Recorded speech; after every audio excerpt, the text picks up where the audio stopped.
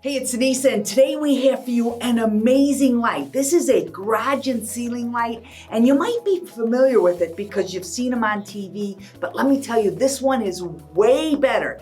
Not only is it super bright at 7,500 lumens, this new and improved garage and ceiling light is also motion sensor, so you can place this anywhere you need it. Now, I love these in my garage, but I also love them in my basement.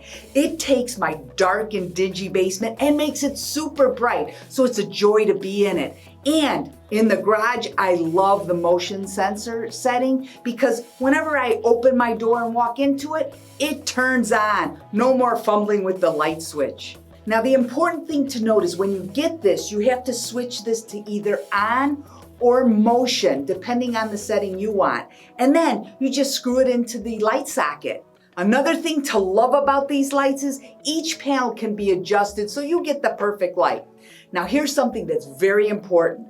This light is ETL listed for safety. Those other as seen on TV ones are not. So you can screw these into your light socket and know you're safe.